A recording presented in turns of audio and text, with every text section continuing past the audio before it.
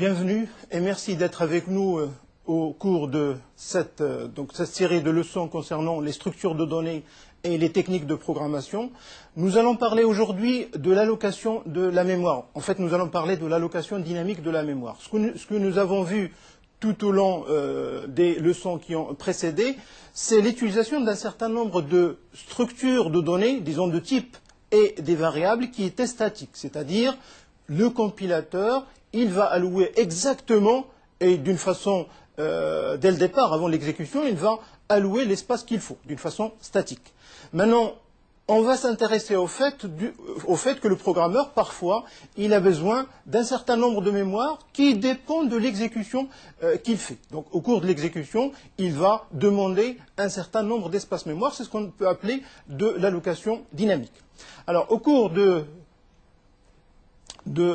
cette leçon, nous allons parler d'un certain nombre de choses, notamment des pointeurs. Alors, nous allons parler beaucoup de pointeurs. Ce n'est pas exactement pour présenter les pointeurs au niveau du langage C, mais c'est plutôt pour les préparer, pour nous préparer à d'autres séries de cours où on va utiliser beaucoup d'allocations dynamiques de la mémoire et d'utilisation de ces pointeurs. Donc, nous allons parler des différents modes d'allocation et donc les différents modes d'allocation de la mémoire. Nous allons parler notamment de l'allocation statique et de l'allocation dynamique. Nous parlerons des pointeurs et d'adressage, donc la notion de pointeur reliée à la notion d'adresse, et nous parlerons des pointeurs liés à des types particuliers et surtout à des types structurés, et puis nous finirons par présenter la relation qu'il y a entre pointeurs et un type de données qui est très important, ce sont les tableaux, qui sont des structures de données statiques. Alors, généralement, quand vous écrivez un programme, quand vous déclarez un certain nombre de variables, que ce soit dans la zone automatique, dans la zone statique, quand vous déclarez une variable, elle est allouée. La place réservée pour cette variable, elle est allouée par le compilateur au niveau de la mémoire. Vous n'avez rien à faire à part que déclarer la variable. Alors, c'est ce qu'on appelle donc, en fait, un mode d'allocation automatique. Alors, le mode d'allocation automatique, il est fait au moment de l'activation de n'importe quel bloc d'instruction, en particulier au niveau de l'activation de la fonction. Autrement dit, dans une fonction, que ce soit main ou une autre fonction, quand vous déclarez des variables, eh bien, il y a de l'espace qui est alloué. Une fois que vous sortez de ce bloc ou de cette fonction, l'espace alloué, il est libéré, et on parle de libération implicite de la mémoire. Alors ce mode d'allocation automatique, évidemment, il est très pratique pour la programmation, mais il n'est pas très pratique pour la gestion de la mémoire, parce que parfois on n'a pas besoin exactement de ce qu'on nous demande, en quelque sorte, de déclarer au départ. Parce qu'au départ, il faut déclarer vraiment le maximum pour utiliser, pour ne pas être en déficit de mémoire. Eh bien, généralement, la mémoire, ce n'est pas quelque chose qui est extensible en termes au cours de l'exécution. C'est pas quelque chose d'infini, et donc il faut la gérer correctement. Et la gérer correctement commence quand on écrit des programmes. Quand on écrit le programme, il faut gérer cette mémoire. Alors c'est pour cela qu'on a recours plutôt à un mode plutôt contrôlé. Alors le mode contrôlé, là, le programmeur, il intervient au niveau de l'allocation. Le programmeur, il spécifie quand une variable doit être allouée et quand elle doit être libérée. Donc là, la libération n'est pas automatique à la fin du bloc ou à la fin de la fonction, mais la libération, elle est faite sous contrôle du programmeur.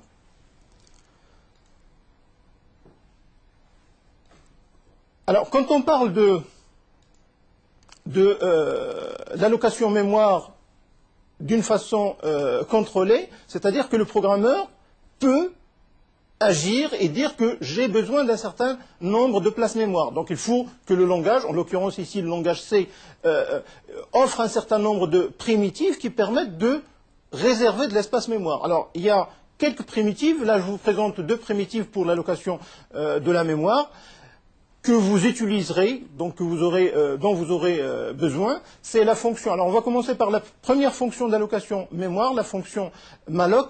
Alors cette fonction malloc permet d'allouer une certaine taille au niveau de la mémoire. Alors malloc, si vous lisez le prototype de malloc, vous verrez que vous avez en paramètre SZ, veut dire tout simplement size, et un type size T. Bon, ça dépend de la machine, mais généralement, c'est un type long, d'accord? Donc c'est un nombre. Hein. Il va allouer un certain nombre d'octets, SZ, et il renvoie un pointeur. Et lorsqu'on a parlé de ce type de retour void, on avait dit que c'était vide. C'était un type vide. Lorsqu'une fonction ne retournait absolument rien, ben, elle retournait vide. Mais en fait, là, on voit un pointeur sur void. Un pointeur sur void, on n'a pas vu les pointeurs. Mais en fait, ça veut dire, grosso modo, que c'est un pointeur universel, que ça peut pointer sur n'importe quelle zone. Et on va voir que malloc, il nous rendra une adresse sur un entier, comme il nous rendra une adresse sur un float ou une adresse sur une autre structure. Donc c'est plutôt universel que vide. Donc le type de retour void étoile. Alors grosso modo, malloc, il réserve de l'espace mémoire, il nous renvoie un pointeur sur cet espace qui a été réservé. Combien d'espace? Eh bien c'est ce qui est donné en paramètres. Alors si on veut maintenant n fois cet espace de taille SZ, eh bien on peut utiliser l'autre fonction qui est la fonction calloc, donc allocation de la mémoire d'un tableau si vous voulez, qui permet de réserver n fois l'espace mémoire. Alors nous allons utiliser l'une ou l'autre, alors plutôt la première généralement, la première fonction d'allocation, et nous allons généralement définir un macro qui va utiliser ce malloc, parce que, disons, l'écriture, c'est pour simplifier l'écriture, on va utiliser une macro qui définit un peu, au niveau syntaxique, ça va simplifier les choses. Alors, pour le moment, regardons ces fonctions. Alors, j'ai bien dit qu'on aura un pointeur qui est automatiquement alloué à. Alors, on va parler évidemment de cette notion de pointeur. La notion de pointeur, c'est quelque chose qui est très lié à la notion d'adressage. D'ailleurs, un pointeur, ce n'est autre qu'une adresse. Donc, un pointeur, c'est quoi? C'est une variable dont la valeur est l'adresse d'une structure de données. Donc l'idée, c'est tout simplement d'avoir au niveau de la mémoire un certain nombre d'informations qui sont référencées par des identificateurs, par des variables, et puis d'avoir d'autres variables qu'on va appeler les pointeurs qui ne contiennent que l'adresse des autres variables. En fait, on peut les comparer à des facteurs. Ils n'ont que l'adresse de la variable. Mais évidemment, ils peuvent agir directement sur le contenu des variables, comme on va voir tout à l'heure. Alors, il y a une adresse très particulière, c'est une adresse de mise à terre. En fait, c'est ce qu'on appelle l'adresse nulle. Ça correspond à une adresse qui n'a aucune signification. Donc, c'est une valeur spéciale de pointeur qui ne correspond en fin de compte à aucune adresse.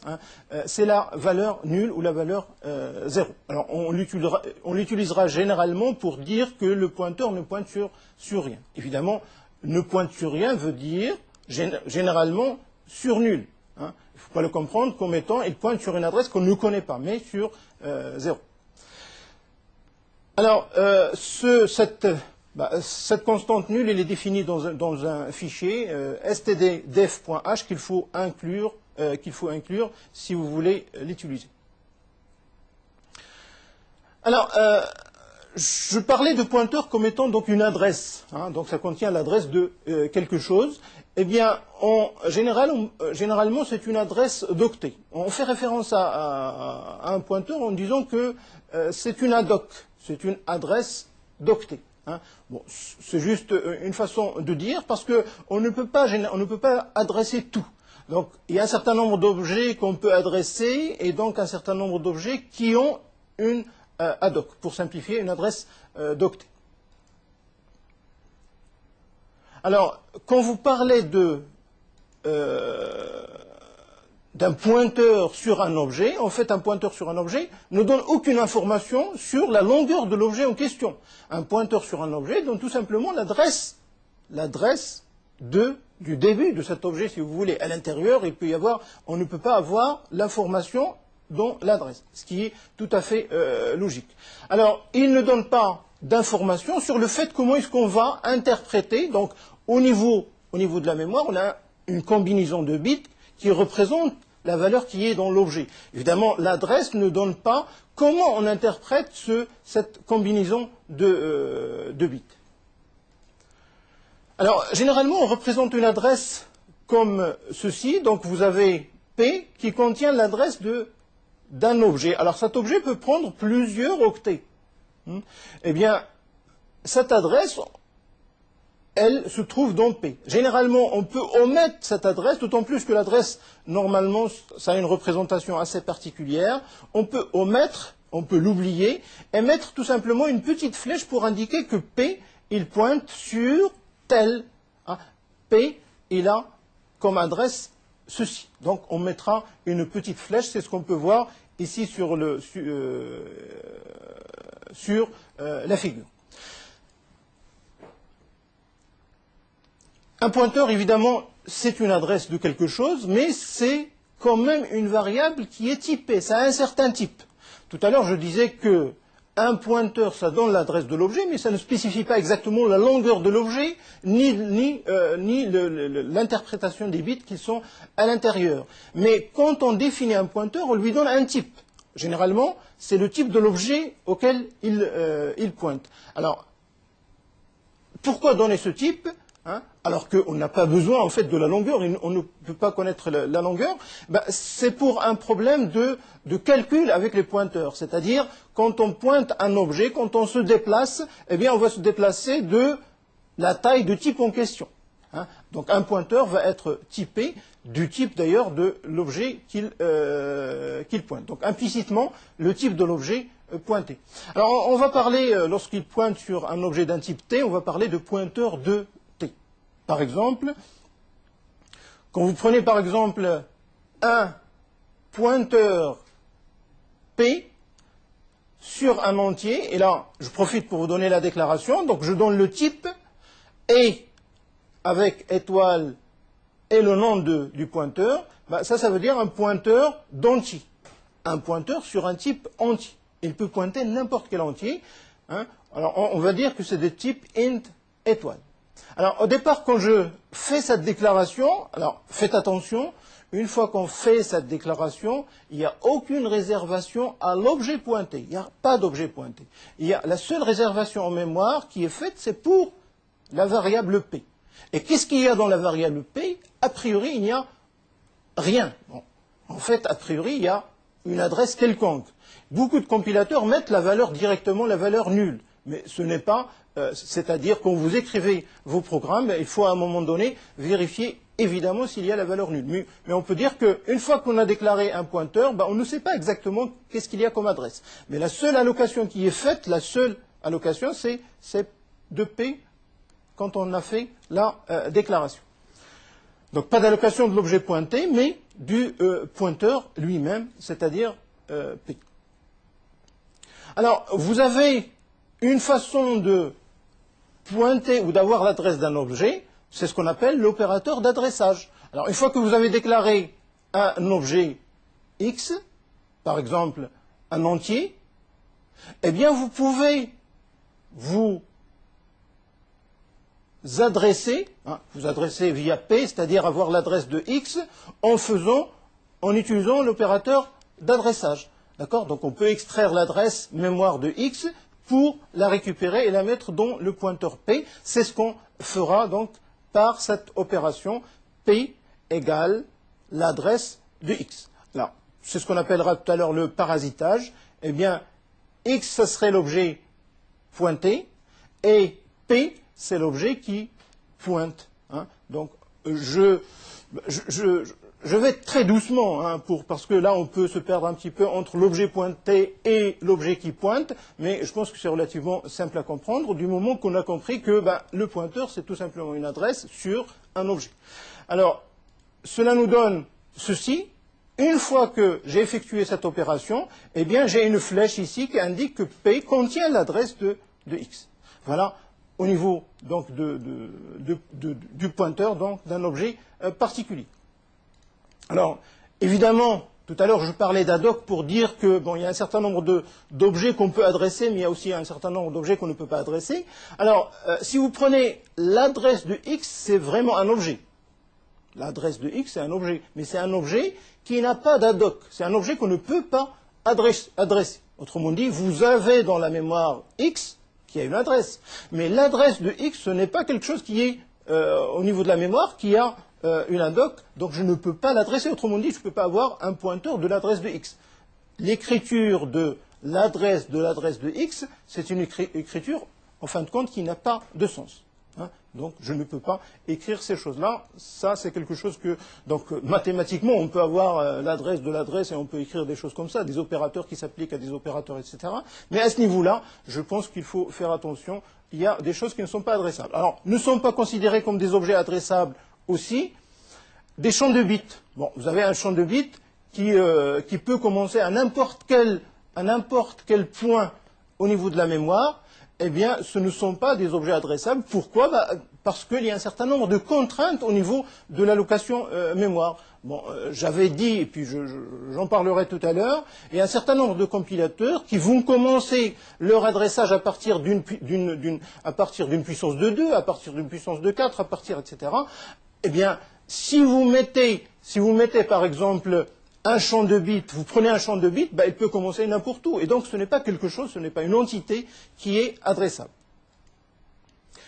Alors, une variable de classe register, ça se comprend aussi. Donc, c'est une variable qui n'est pas adressable, qui se trouve dans dans des registres et n'est pas adressable. Alors parfois, on peut la considérer comme étant faisant partie de la mémoire et peut être adressable, mais en règle générale, quand vous déclarez une variable registre, généralement, on le fait en langage C pour accélérer, parce que c'est beaucoup plus rapide d'accéder à un registre, eh bien, pour accélérer donc l'exécution, eh bien, quand vous avez un registre, vous ne pouvez pas avoir son adresse dans beaucoup de cas. Alors, disons l'opérateur inverse de l'adressage, c'est l'opérateur d'indirection. L'inverse dans un certain sens, évidemment. C'est-à-dire, l'adressage vous donne l'adresse d'un objet. Si vous voulez accéder maintenant à l'intérieur de l'objet, à l'information qu'il y a à l'intérieur de l'objet, eh bien, qu'est-ce que vous allez faire? Vous allez tout simplement utiliser l'opérateur qu'on appelle l'opérateur d'indirection. Et l'opérateur d'indirection, ça vous permet d'avoir l'information qui est à l'intérieur. C'est très important, hein, et généralement, quand on travaille avec les pointeurs, eh bien, on travaille avec cet opérateur qui permet de faire un certain nombre de choses. Et Dieu sait, on peut faire des choses qui sont bien et on peut faire des choses qui peuvent nuire à la marche correcte d'un programme parce qu'on peut accéder à n'importe quel objet au niveau de la mémoire. Alors, cet opérateur, il est appliqué aux expressions de type pointeur de quelque chose. Donc, quand vous avez une expression pointeur de quelque chose, eh bien, vous pouvez avoir la valeur qui est à l'intérieur de l'objet pointé. Alors, si vous prenez par exemple cet exemple, x égale à 5, et puis un pointeur P d'entier, vous prenez l'adresse de x, et puis vous pouvez écrire des choses comme ceci, étoile P. Et le étoile P qui est là indique la valeur de la variable pointée par P, c'est-à-dire x. Et là vous remarquez que dans étoile P, c'est ce qu'il y a dans x, c'est-à-dire il y a la valeur 5. Mais évidemment, quand on a fait étoile P++, on a fait cette incrémentation. La valeur de quoi? Ce n'est pas de P, mais la valeur de x a été changée, et ce n'est plus 5, maintenant c'est devenu 6. P pointe sur x, étoile P c'est la valeur qui est à l'intérieur, et cette valeur est devenue 6 parce qu'on a fait une incrémentation. Alors, toujours au niveau des opérateurs d'indirection et d'adressage, alors ce qu'il faut savoir, c'est que x est l'adresse, x est le contenu de l'adresse de x, c'est exactement la même chose. Alors, c'est dans ce sens que je parlais d'opérateur inverse.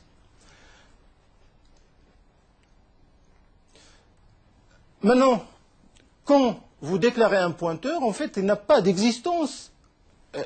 Il existe évidemment, mais en fait, on peut imaginer que son existence est liée aux objets qu'il pointe. C'est un petit peu comme si vous avez un facteur qui n'a aucune adresse. Hein. Là, c'est la même chose. Vous pouvez avoir des pointeurs, mais il faut qu'il adresse quelque chose. Il faut qu'il qu'il pointe sur des objets. Alors, vous avez deux façons de donner une existence, si vous voulez, à l'objet pointé. Soit parasité, c'est ce qu'on a vu tout à l'heure par une variable existante. Donc, vous avez une variable et vous dites, voilà, je pointe sur. Hein, c'est une façon de faire. Donc, c'est ce qu'on a vu tout à l'heure. Soit, et là c'est une autre façon, de faire une allocation programmée. Et dans ce cas, vous allez dire quoi? Non, je ne vais pas avoir une adresse d'une zone indiquée par une variable x particulière, mais je veux avoir un pointeur sur une zone qui m'est réservée, et cette zone peut être une zone anonyme. Hein. Donc, c'est une allocation que je demande, et c'est une allocation qui est programmée. Évidemment, là, pour la première allocation, le parasitage, là, vous ne jugez pas, et là vous êtes programmeur, vous ne jugez pas de la taille de l'objet que vous avez pointé, en l'occurrence ici la variable x. Hein. Quand vous parasitez, c'est le compilateur qui choisit. En fait, vous lui dites int et c'est lui qui va réserver la place pour x. Alors que pour une allocation programmée, vous pouvez dire par le biais des fonctions malloc, en particulier et calloc, eh bien, vous pouvez dire j'ai besoin de. Hein, c'est ce qu'on a appelé une allocation programmée, et c'est une deuxième façon de donner une existence à un objet pointeur. Alors, on reviendra sur ce cas-là de l'allocation programmée, mais avant, on aimerait travailler un petit peu plus sur les pointeurs. Tout à l'heure, on a vu comment est-ce qu'on peut les déclarer, on a vu comment est-ce qu'on peut accéder à des valeurs à l'intérieur. Maintenant, est-ce qu'on peut manipuler les pointeurs comme les autres types? Et on va voir qu'on peut faire un certain nombre de choses qu'il faut bien comprendre il faut comprendre pour comprendre comment est-ce qu'on peut manipuler les objets pointés. Alors, tout d'abord, on va commencer par la première forme de calcul sur les pointeurs. C'est la somme d'un pointeur et d'un entier, c'est possible. On peut sommer deux choses d'un type différent. Alors, on peut sommer un pointeur et un entier. A priori, une adresse plus un nombre, ça peut ne pas avoir de sens, mais ici, ça a un sens que nous expliquons tout de suite. Alors, si vous prenez par exemple un pointeur P, quand on parle de... Alors, P qui pointe sur une adresse particulière. Quand on parle de P plus 1, donc j'ajoute un entier, eh bien, ça veut dire que P plus 1, c'est un pointeur. Hein, donc, ça a le même type que P, mais ça pointe sur une zone consécutive à P, à l'objet pointé par P. En fait, cet objet peut être anonyme, eh bien, à un objet plus loin. Et cet objet, il a une certaine taille. Sa taille est soit définie par parasitage, par l'objet pointé, ou elle est définie par allocation programmée. Donc P plus 1, ça pointe un type plus loin. P plus 2, un type plus loin. Disons un size of type, donc au niveau de la taille.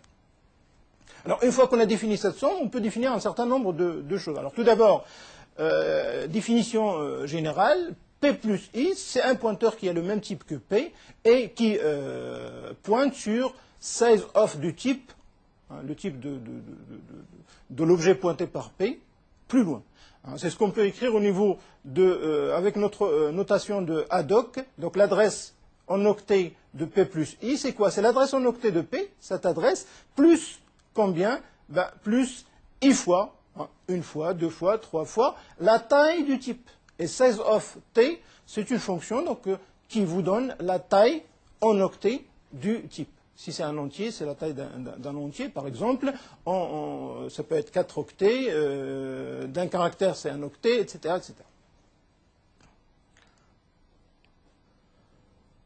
Alors, il y a un certain nombre. Quand on a parlé des fonctions, évidemment, on a dit que la fonction, généralement, c'est un pointeur sur un début de code. C'est un pointeur. Mais là, on ne peut pas parler de P plus I lorsque P, c'est un pointeur sur une fonction. C'est un pointeur de fonction. On ne peut pas parler pour un certain nombre de raisons qu'on peut comprendre assez facilement. Lorsqu'on pointe sur une fonction, on ne peut pas aller plus loin, au niveau des calculs sur les pointeurs de fonction. Donc P plus I n'a pas de sens lorsque P, c'est un pointeur de fonction.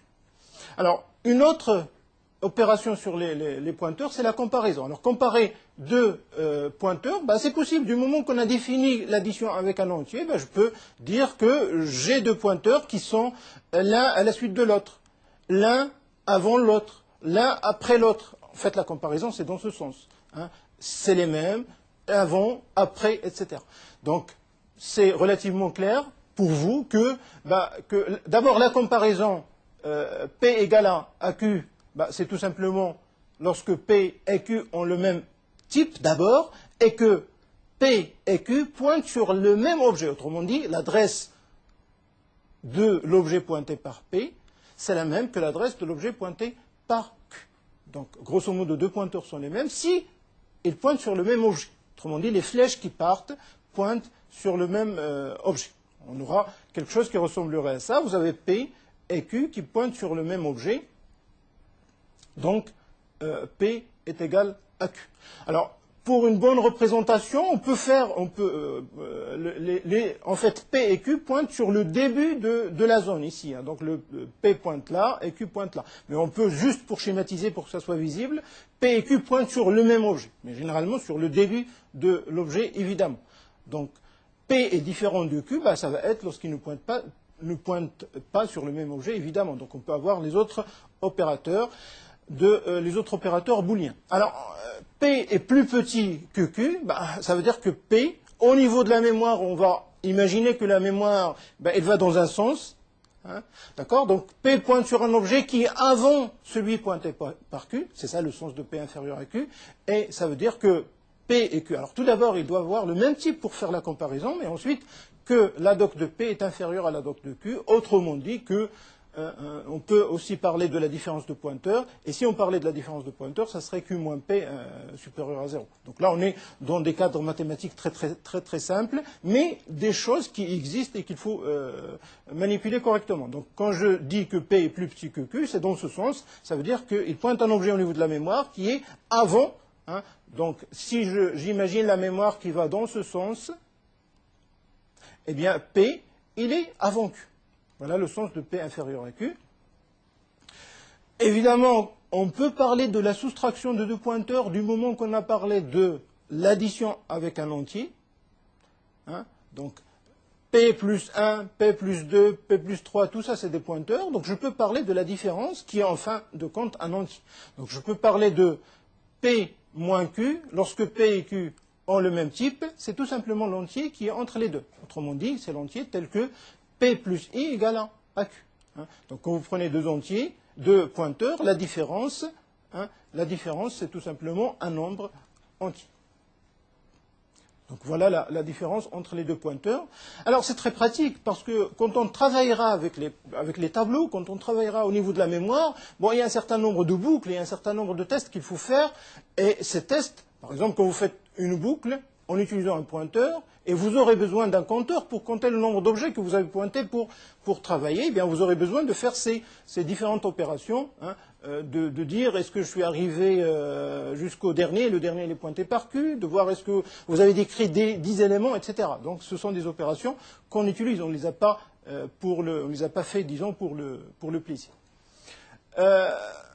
Alors, même chose, on avait parlé tout à l'heure de pointeurs de fonction, qu'on ne peut pas donc additionner, on ne peut pas non plus faire de la différence, qui dépend en fait de l'entier, on ne peut pas faire de la différence de pointeurs sur des fonctions. Alors, l'affectation d'un pointeur, tout à l'heure on l'a vu, avec un autre pointeur de même type, c'est OK. Maintenant, on peut aussi affecter un pointeur un entier. Alors là, il faut faire attention, je vous donne ici trois exemples. Alors, le premier, donc vous avez une déclaration d'un nombre, et puis un pointeur sur un entier, x est initialisé à 0, et puis vous faites p égale à nul, vous n'avez aucun problème, vous avez une affectation de pointeur à pointeur de même type sans aucun problème. Vous faites p égale à 0, normalement vous avez une affectation d'un pointeur, vous avez une affectation d'une valeur entière, 0, à un pointeur. A priori, ils n'ont pas le même type, mais ça se passera de la même façon comme tout à l'heure. En fait, qu'est-ce qui va se passer? Il va y avoir un changement, hein, donc il va y avoir un casting, il va y avoir un changement de type de l'entier vers le pointeur 0. Sans aucun problème. Le nombre 0 indique aussi le pointeur nul, donc vous pouvez écrire ces choses-là. Alors par contre, vous ne pouvez pas écrire P égale à X. P c'est un pointeur et X c'est un entier. Même si X contient la valeur 0, eh bien vous n'avez pas le droit d'écrire ceci. C'est incorrect. Vous ne pouvez pas affecter un entier à un pointeur comme ceci. Alors, généralement, on peut faire une affectation d'une expression de type pointeur à un pointeur sous cette forme-là. Donc, ça peut être P égale à Q, mais ça peut être un calcul sur le pointeur qui vous donne quelque chose de type T étoile. Un pointeur, donc c'est possible. Si seulement si, évidemment, et on revient tout à l'heure à ce qu'on avait dit, si seulement si, P et l'expression ont le même type. D'ailleurs, on va voir quelques exemples où ça marche, et puis quand vous prenez P et Q du même type, qui sont des pointeurs sur des entiers, vous avez alloué de l'espace pour Q, par exemple. Vous pouvez faire de l'affectation P égale à Q. Ça, on l'a vu, c'est très correct. Vous pouvez écrire P égale l'adresse de X. C'est pas X, c'est très correct, l'adresse de X. Hein. Donc, X, c'est un entier. Et l'adresse de X, c'est... Alors, juste au niveau de la déclaration, ici, la déclaration veut dire que P, c'est un pointeur sur un entier, Q, c'est un pointeur sur un entier, et X, c'est un entier. D'accord? Alors, là, c'est correct.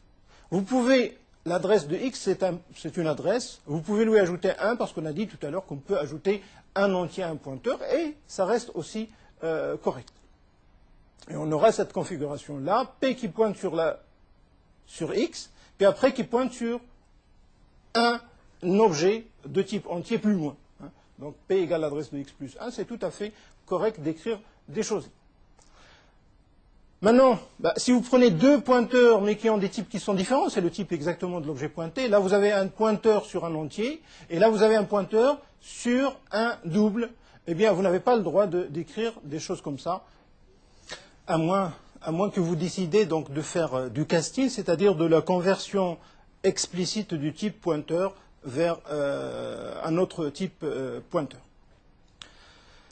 Passons maintenant au pointeur sur des structures un petit peu plus développées, plus complexes. Donc nous parlons tout de suite donc des structures pointées. Alors en fait, tout à l'heure on avait parlé des petites structures, hein, donc des structures, des petits types entiers, doubles, etc. Nous allons parler maintenant des structures. Structure en C veut dire tout simplement un enregistrement. Alors quand je prends un enregistrement, par exemple ici, vous avez un article qui est référencé par le code, la désignation, le prix et la quantité. On a vu comment est-ce qu'on pouvait définir un nouveau type par typedef, article. Et puis là, j'ai un pointeur sur un article. P, c'est un pointeur sur un article. Alors, on va décider de faire de l'allocation programmée. Alors, au départ, quand on déclare un pointeur sur un article, c'est tout simplement une adresse qui est une adresse... Pardon, un pointeur, c'est une variable qui contiendrait une adresse, mais c'est juste le pointeur qui est alloué en mémoire. À l'intérieur, il n'y a pas d'adresse particulière, c'est l'adresse nulle qu'on a vue tout à l'heure. Si je décide de faire de l'allocation de l'espace, eh bien, je suis obligé, après avoir fait la déclaration évidemment, je suis obligé d'allouer de l'espace en utilisant malloc. Alors remarquez un petit peu ce que j'ai dit tout à l'heure au niveau de la valeur de retour de malloc. Malloc, c'est une fonction qui prend une certaine taille. Alors pour moi, ça va être la taille d'un type article et renvoie un pointeur sur cette zone-là qui va contenir un article. Et renvoie un pointeur, là on est en train de faire en fait un casting parce que le type renvoyé par malloc c'est un void étoile, je veux qu'il soit article étoile. Donc ce type-là, enfin cette valeur, va être envoyée à P, cette valeur c'est une adresse, va être mise, affectée à P. Généralement, quand on fait de l'allocation, on vérifie si tout s'est bien passé, parce qu'on peut avoir un problème au niveau de l'allocation mémoire. Si tout s'est bien passé, ça veut dire que P est différent de nul, sinon, eh bien, il faut afficher un message d'erreur indiquant qu'il y a une erreur au niveau de l'allocation. Alors, si tout se passe bien, voilà à quoi ça ressemble. Vous avez P qui contient une adresse, et l'adresse de quoi? D'un article. Bon, l'adresse, comme j'ai dit, c'est une adresse qui peut être un petit peu plus compliquée au niveau de la compréhension. C'est pour cela qu'on va l'éviter. On va mettre tout simplement un pointeur. Je dis compliqué dans le sens où ce n'est pas la peine de l'avoir tout le temps avec soi parce que ce n'est pas important pour notre description. Alors, une structure pointée par P peut être référencée par étoile P. C'est ce qu'on avait dit pour les entiers, pour les types simples, mais pour les structures aussi. Hein, donc, l'opérateur étoile. Si vous prenez l'exemple de tout à l'heure, eh bien, je peux accéder à l'article pointé par P en écrivant étoile P, et puis, par la notation ponctuée, à n'importe quel champ. Par exemple, le champ code, hein, je peux lui affecter une valeur, P étoile P, point code égale, et puis la valeur. C'est exactement la même chose que d'écrire P flèche code égale à une valeur. Donc là, la valeur code de l'objet pointé va être changée. La valeur de l'objet pointé, en fait, la valeur d'un champ de la structure peut être pointée. Alors, je peux aussi changer la valeur d'un champ particulier. Ici, j'ai la valeur de la désignation. Hein, je peux le changer. La désignation, c'est une chaîne de caractères. Et on sait que les chaînes de caractères, il faut les manipuler en utilisant les fonctions, string copy par exemple, pour affecter à P étoile P point désignation ou bien P flèche désignation, la valeur, ici la valeur est la chaîne de caractères téléphone. Donc la valeur est mise quelque part dans un champ particulier de l'objet pointé. Alors évidemment quand on a terminé, puisque c'est de la programmation, c'est de l'allocation programmée, hein, donc c'est à nous de gérer notre propre espace, on demande l'allocation, mais une fois qu'on a terminé, il faut la libérer. Si on ne demande pas la libération, elle ne se fera pas. Donc il faut demander la libération de façon explicite. Vous avez une fonction qui permet de faire ça, c'est la fonction free. FreeP, qu'est-ce qu'elle fait? Elle fait tout simplement la chose suivante, elle va rendre au système la zone pointée par P. Il va dire tout simplement que désormais, la zone qui est pointée par P peut être réutilisable, peut être utilisable et elle est libre. Autre chose, il va rendre la valeur de P égale à nul. Alors, ce qu'il faut comprendre, c'est que la valeur de P, quand on parle de la valeur de P, il va rendre, je veux dire, la valeur de P, elle reste intacte. Pourquoi? Pourquoi elle reste intacte? Parce que, en fait, quand on a parlé free, quand on a appelé free, P, on l'a appelé par valeur. Et ça veut dire qu'on a fait juste une copie de P, et cette copie, on l'a manipulée. On l'a manipulée à l'intérieur de la fonction free.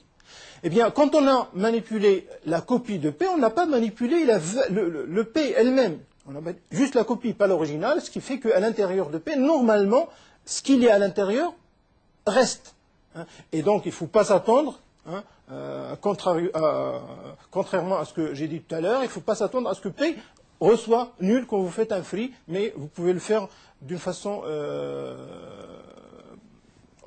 vous le faites vous-même. Alors, ne vous attendez pas à ce que lorsque vous allouez de l'espace, qu'il soit libéré automatiquement, c'est à vous de la libérer. Eh bien, lorsque vous avez des programmes qui allouent plusieurs cellules, hein, vous avez un programme qui alloue beaucoup d'espace, eh bien, il faut faire attention à allouer et à désallouer. Regardons maintenant un petit exemple, en fait sous forme d'exercice. Vous avez quelques minutes pour le faire. Donc, il s'agit tout simplement de construire une structure assez particulière. L'objectif de cet exercice, c'est de penser à faire de l'allocation normalement. Donc, vous avez cette structure-là. Comme indication, eh bien, on peut dire que vous avez une structure composée de 3 champs qui sont la clé, P1 et P2. C'est une structure qui n'est pas allouée. Et des variables P, Q1 et Q2 qu'il faut déclarer. Alors, normalement, vous devez avoir ceci. Vous avez la structure qui est définie par les champs, la structure qui s'appelle nœud, et puis vous avez les variables. Quand vous avez ces variables, vous n'avez rien alloué. Alors, faites attention qu'il faut faire des allocations pour P, pour Q1 et pour Q2. Hein. Je vous laisse remarquer les différents types, notamment de clés, de P1 et de P2. P1 et P2 sont des pointeurs, Q1 et Q2 sont des pointeurs. Alors maintenant, quand vous avez fait les allocations nécessaires, là vous en voyez qu'il y en a 3, eh bien, vous faites les copies et les affectations correspondantes. Bien, maintenant, nous allons parler de quelque chose d'assez important, ce sont les tableaux et leurs relations avec les pointeurs. Alors, quand on déclare un tableau, de ce type-là, int t de 6 par exemple, t elle est assimilée à un pointeur sur le début. Ça veut dire que lorsque vous déclarez un tableau, eh bien t c'est un tableau. Un tableau, mais t c'est un tableau, c'est-à-dire un pointeur, mais un pointeur constant. Alors lorsque vous voulez par exemple travailler sur le tableau, imaginons qu'on veut par exemple initialiser ces éléments. Qu'est-ce que vous faites? Eh bien, vous déclarez le tableau, puis vous faites une boucle, normalement, i égale à 0 jusqu'à 6, et t de i égale à 0, et vous allez remplir, hop, le tableau avec des zéros. Alors ça, c'est quelque chose qu'on peut faire d'une autre façon, mais en parcourant non plus à l'aide d'une variable, d'un compteur i, mais à l'aide d'un pointeur. C'est-à-dire que je peux écrire ceci. Donc, si j'utilise ici, au lieu d'un entier, un pointeur. P, il commence à partir de T, et puis il s'incrémente, P++, et on a vu comment est-ce qu'on pouvait agir sur un pointeur en faisant des opérations d'affectation et surtout des opérations d'addition avec un entier. P++, c'est P égale à P plus 1. Et j'avance jusqu'à ce que j'arrive à T plus 5. Et à chaque fois, étoile P, c'est-à-dire à l'intérieur, je mets 0. Voilà, donc, comment est-ce que je peux faire en utilisant donc un pointeur au lieu d'une variable entière. Alors, ce qu'il faut savoir, c'est qu'un tableau, c'est un pointeur, mais c'est un pointeur constant. Autrement dit, vous pouvez déclarer un tableau, mais t++, par exemple, dans une expression, c'est quelque chose qui n'est pas correct. Tout à l'heure, on a vu p++, ok, c'est un pointeur, mais quand c'est un tableau, c'est pas correct parce que je ne peux pas le changer. C'est quelque chose de constant.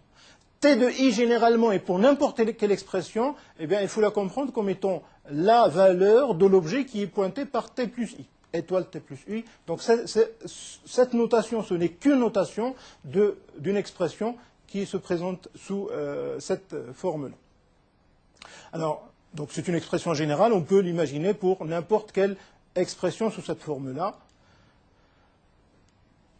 Voilà, donc nous avons fait un petit tour d'horizon sur l'adressage, sur les pointeurs et sur la relation qu'il y a entre tableau et pointeur.